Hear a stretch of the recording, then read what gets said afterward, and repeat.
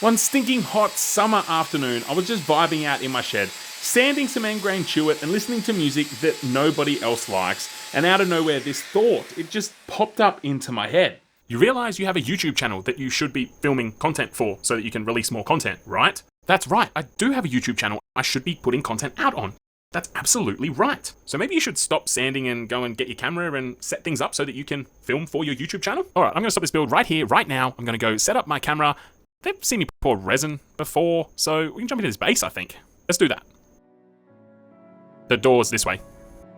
Alright, let me catch you up on how we got to this point with the tabletops before we go on. So I bought one big, thick chewit cookie. I then used my chainsaw and cut that cookie in half to get two. There was a big void in the center here, so I filled that up with resin. But as I was pouring the resin, this technique came to mind that I've been wanting to try for a long time. I will probably butcher this, but I think it's called kintsugi. It's the Japanese art of repairing broken pottery with gold. So imagine you drop your plate on the ground and you get all the shattered pieces. You put those pieces back together, and instead of using glue to try and hide all those cracks, you use gold to highlight those cracks. It's supposed to show the beauty in the repair, I guess. So I thought, let's try and emulate that with these tables with resin. And what's the easiest way to crack resin? That would be pouring it much deeper than it's intended to be poured. So for this pour, I used Flow 36 from Flow Resins, which is only intended to be poured at about a 10mm depth. I poured a good 60mm deep in these tables. Now obviously, that created some issues and there were cracks when it was cured. I then went back and mixed up some gold pigment into some more Flow 36 and I filled those cracks. I then used my DIY router sled to flatten them all out. I sanded them for hours and now you're pretty much caught up. I didn't just want to try kintsugi on this build though. I also wanted to try something a little bit weird with chains. See, I bought a welder a little while ago and I want to get some practice. So I'm going to attempt to build some chain legs for these tables, as if the kintsugi wasn't unique enough already. One issue that I know I'm going to have is I don't have any surfaces in this workshop that are suitable to weld on. All of my workbenches are wooden. So I think I'm going to throw some scrap wood down and do some welding on top of that. I know that it's going to burn, but at least it's not going to wreck my bench tops. But don't worry people, safety first. There's a fire extinguisher right there on the wall.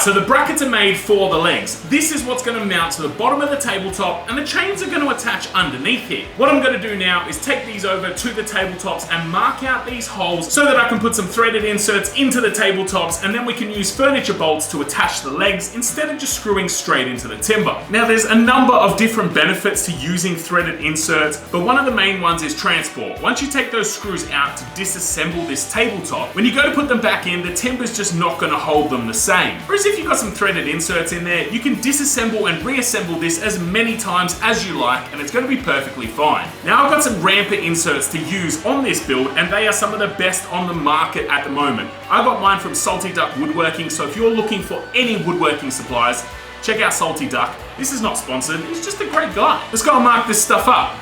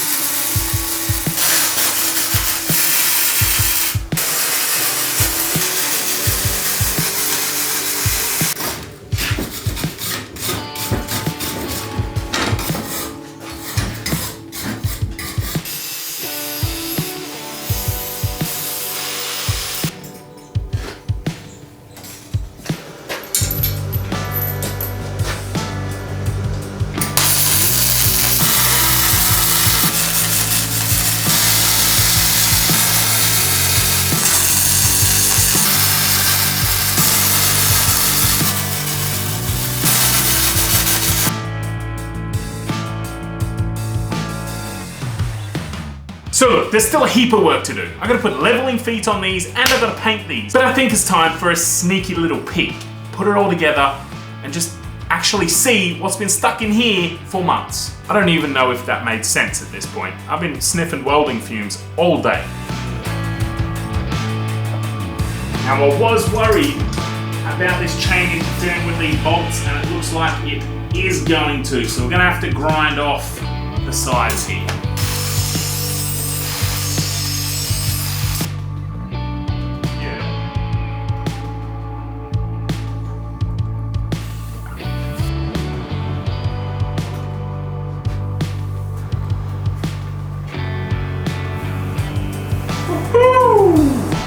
Alright, definitely need leveling feet. Wow, that's pretty cool.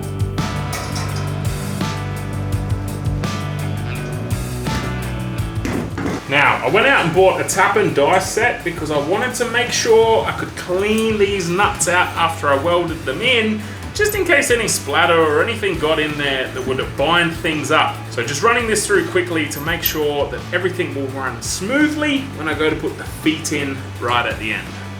A tap and die set is a tool that I've avoided buying for years. I don't know why I've let it intimidate me so much, but it's just something I always found that sort of seemed hard. I don't know why. It's really simple and easy to use. I've just bought this kit. I've never ever even seen one of these before in person really, let alone actually played with one. But they're pretty straightforward to use. It just grabs that thread that's already in there and I can feel it binding in points and I'm guessing that's what it's clearing out. Obviously, I would assume it'd be a bit harder to cut threads with them, but this clears them out pretty damn good. Not sure why I let it intimidate me for so long, but get out there and try that tool you're scared of. For a lot of people, it's a router.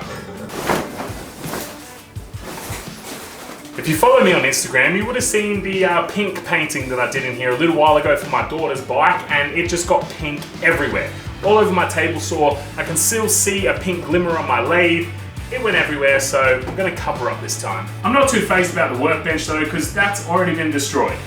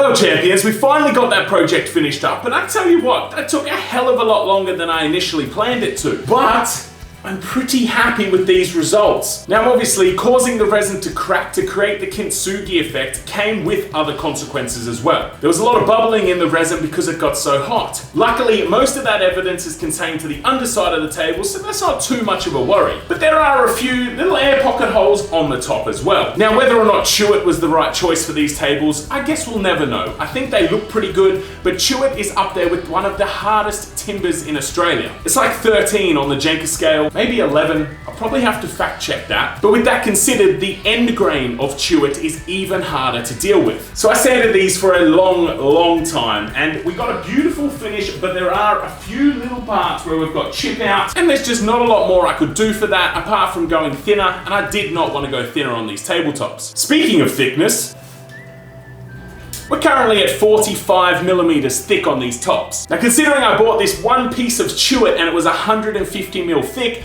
that gives you a bit of an idea as to how much I have shaved away to get these to the state that they're in. That's almost like a 50% material loss. Continuing on with sizing, we're at about 550 mil high, and the widest points on this table is 480 mil, and this one's 495 mil. So they are decently sized little end tables. Bedside tables, couch end tables, small coffee tables, not really sure what you would call them, but one thing I do know is I've not seen tables like this before. Custom fabricated chain legs, kintsugi resin on the top, the organic cookie shape. These two pieces are truly a one-of-a-kind set. Now, these were a prototype to get an idea out of my head into the real world. And as such, a prototype comes with a lot of imperfections like the ones I've already shown you. However, if you do absolutely love this set and you would like it for yourself, please reach out and get in touch. I am willing to part with them. I'm just not sure whether I'm going to list them on my website yet. But if you need them, get in touch. I will say that they are really heavy, so local pickup in Perth is probably best. Who needs a gym when you got tables, right?